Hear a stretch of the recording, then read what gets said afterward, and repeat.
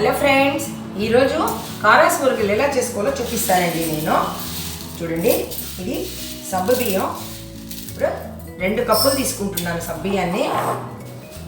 ఈ సబ్బియ్యం అట్లా అలాగే 1.5 గ్లాసు నీళ్ళు పోసి 15 నిమిషాలు నానబెడతానండి. నానబెట్టిన తర్వాత 3 కప్పులు వాటర్ వేసుకొని కుక్కర్లో ఒకే ఒక విజిల్ రానిచ్చి తీసుకుంటాను.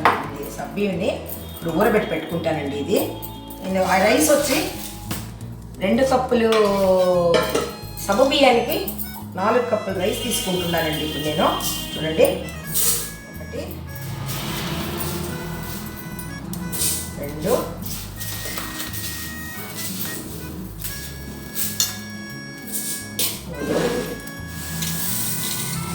4 కప్పులండి రైసు. 4 కప్పుల రైస్కి 3 గ్లాసుల నీళ్ళు, 1 కప్పుకి 3 గ్లాసులు వాటర్ లెక్కన పోసి 2 అవర్స్ నానబెట్టి కుక్కర్లో 3 విజిల్స్ రానిస్తాను. ఇది తనీగా విజిల్స్ రానిస్తాను. 1 విజిల్, ఇది తనీగా 3 విజిల్స్ రానిస్తాను. అందుకు కావాల్సిన కారం వచ్చి 1 కప్పు రైస్కి 8 మిరపకాయలండి. ఆ మాదిరి 4 కప్పుల రైస్కి 4-8 మిరపకాయలు తీసుకున్నాను. 25 గ్రాములు సోంబు, 100 గ్రామ్ వెల్లుల్లిపాయలండి. స్కిన్ తీసి పెట్టుకుంటాను. ఈ 3 మిక్సీలో పేస్ట్ చేసుకుంటాను. చేసుకొని రుబ్బిన తర్వాత, ఉడికిన తర్వాత మళ్ళీ నేను మీకు చూపిస్తానండి.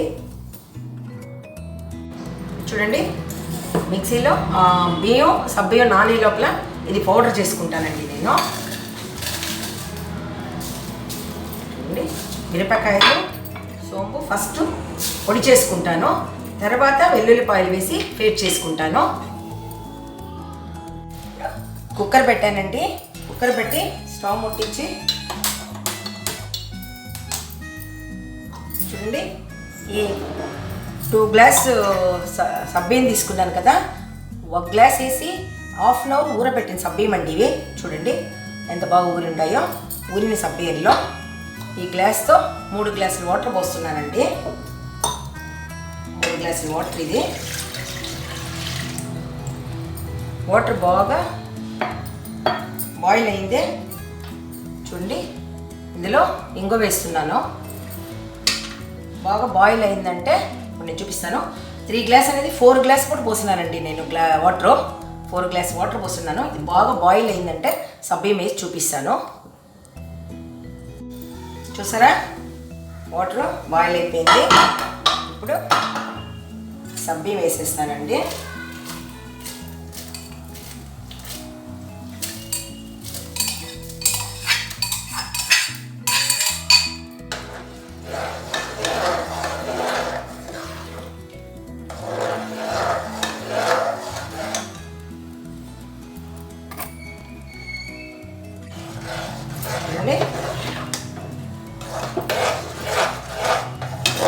ఇప్పుడు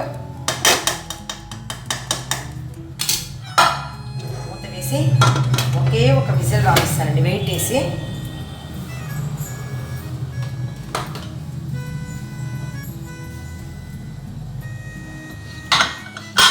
ఒక విజిల్ వచ్చిందంటే ఆఫ్ చేసేస్తాను. ఉడికిపోయేస్తాయి.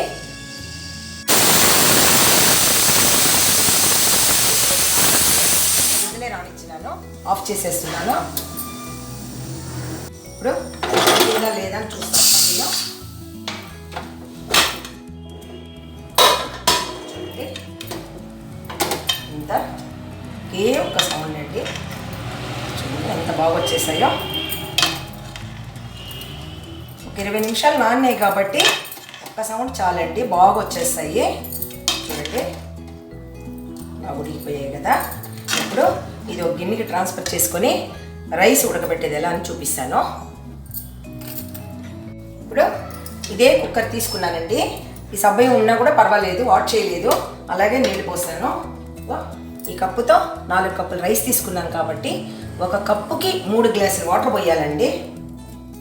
స్టవ్ ముట్టించుతాను.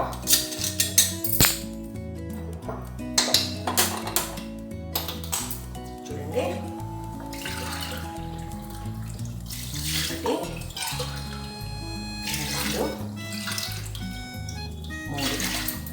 అదే మాదిరి 12 గ్లాసులు పోయాలండి. 1 గ్లాసుకి 3 గ్లాసులు లెక్కన. ఇది 3 గ్లాసులు, ఇది 2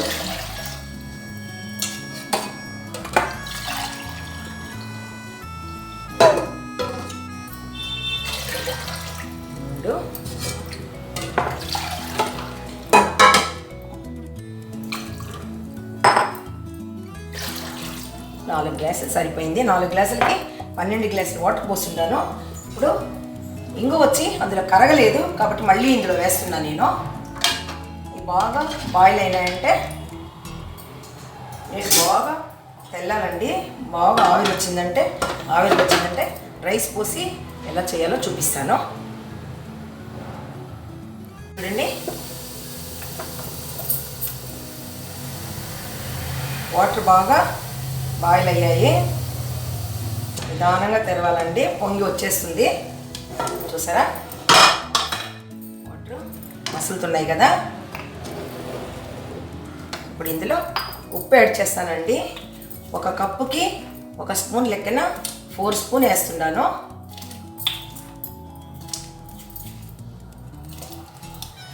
నేను ఎప్పుడు రాళ్ళు ఉప్పే యూజ్ చేస్తానండి, కానీ పిల్లలకి తెలియాలని ఈరోజు సాల్ట్ ఉప్పు వేస్తున్నాను. నేను ఎప్పుడు అప్పడాలకి ఊరగాయలకి అన్నిటికీ రాళ్ళు ఉప్పే యూజ్ చేసుకుంటాను, కానీ పిల్లలకు కొలత తెలియదు కదా, అందువల్ల పిల్లల కోసం వేస్తున్నాను. ఇప్పుడు ఇదిగో 4 కప్పులు రైస్ అండి. ఇది ఇందులో 25% బాయిల్ చేస్తాను నేను.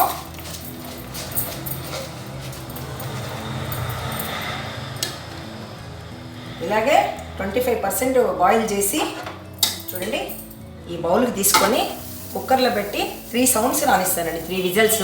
3 విజిల్ వచ్చిన తర్వాత ఆఫ్ చేసేస్తాను. ఇప్పుడు ఇందులో ఇలాగే కలిపెట్టినామంటే 25% ఉడికిపోతుంది.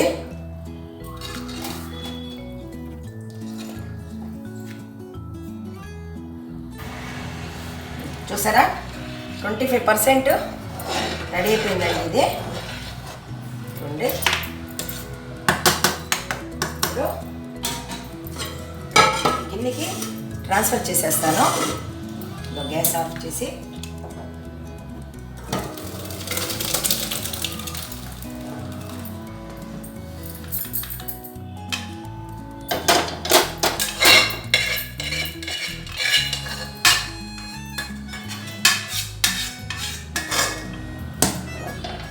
అలాగే కుక్కర్లో పెట్టి 3 విజిల్స్ రానిస్తానండి. 3 విజిల్స్ వచ్చిందంటే బాగా మెత్తగా ఉడికిపోతుంది. చూడండి, కుక్కర్ పెట్టి వాటర్ వేస్తున్నాను. అది మసిలిందంటే దీన్ని అయితే లోపల పెట్టేసి 3 విజిల్స్ రానిస్తాను.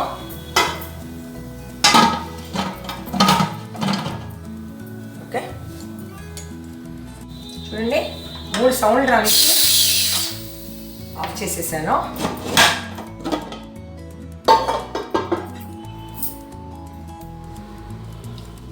చూసారా ఎలా ఉడికిందో.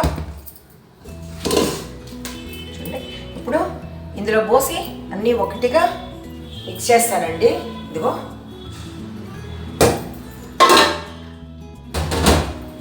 ఇది సబ్బియ్యము, ఇది తనీగా ఉడకబెట్టుకున్నాను, ఇది తనీగా ఉడకబెట్టాను.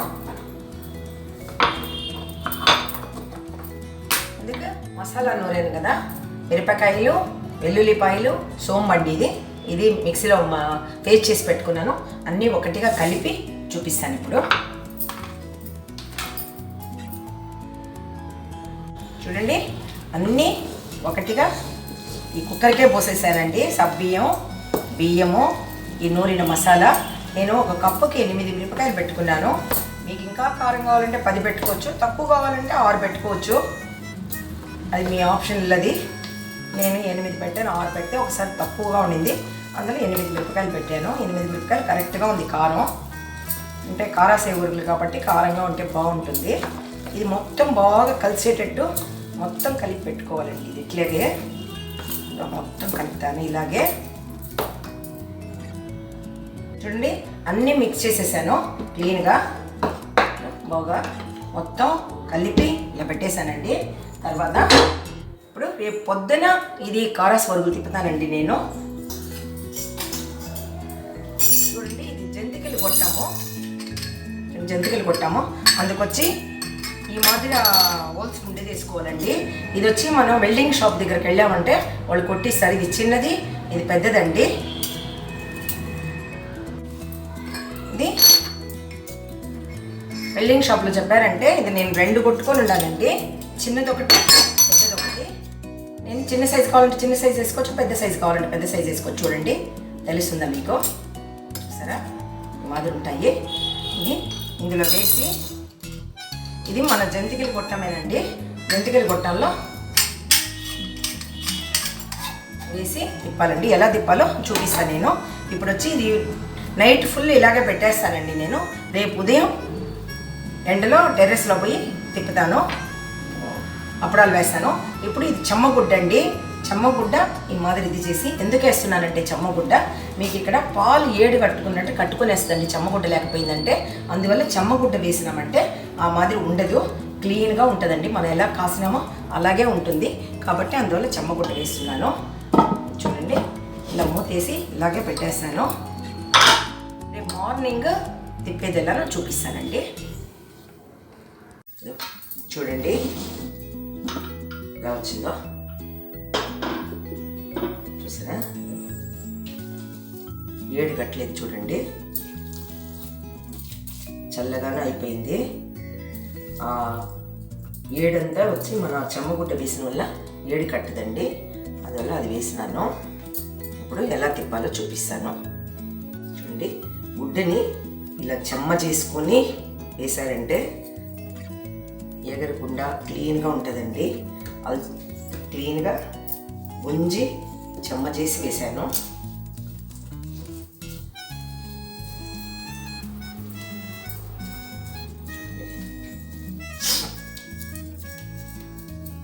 ఇలా తీసుకొని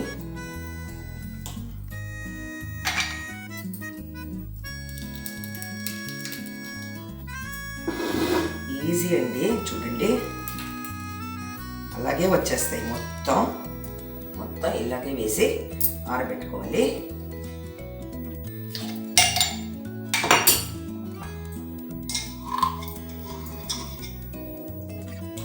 దీన్ని చేసేటప్పుడు ప్రాసెస్ చేస్తే కొంచెం శ్రమతో కొన్ని పని అండి. పెట్టేది మటుకు చాలా ఈజీ అయిన పని. చూడండి ఇదే మాదిరి అండి. ఎండిన తర్వాత ఇలాగే వస్తాయి, ఇరగకుండా వస్తాయండి. మొత్తం చాలా ఎక్సలెంట్గా చాలా బాగా వస్తుంది.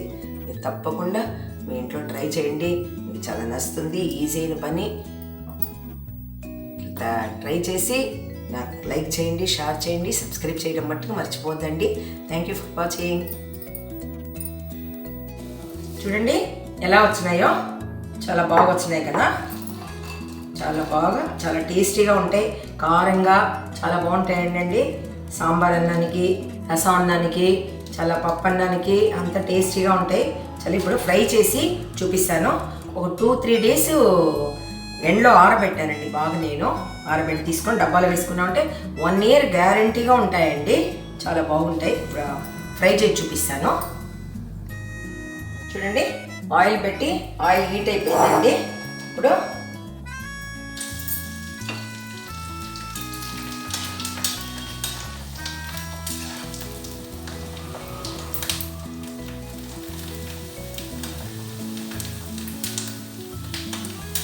కట్ చేసి కూడా వేసుకోవచ్చు, అలాగే వేయాలని ఏం లేదు.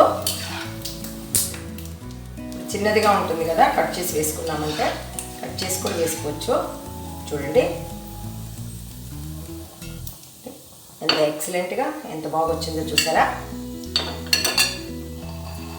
కట్ చేసి వేసి చూపిస్తాను మీకు.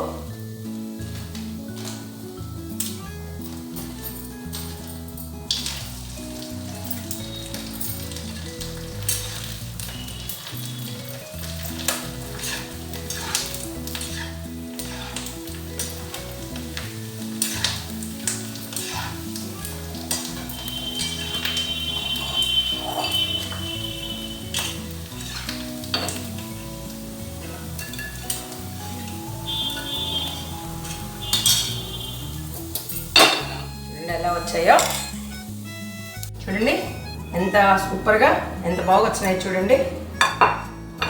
చూడండి జరుగుతున్నాయి కదా, చూసారా ఇంత బాగా రసాన్నానికి, సాంబార్ అన్నానికి, పప్పు అన్నానికి అన్నిటికీ చాలా టేస్టీగా ఉంటుందండి. తప్పకుండా మీరు ట్రై చేయండి. ట్రై చేసి మీ అమూల్యమైన కామెంట్ రూపంలో పెట్టండి. నాకు చూడండి ఎంత బాగా వచ్చినాయో. లైక్ చేయండి, షేర్ చేయండి, సబ్స్క్రైబ్ చేయడం మట్టుకు మర్చిపోద్దండి. Thank you.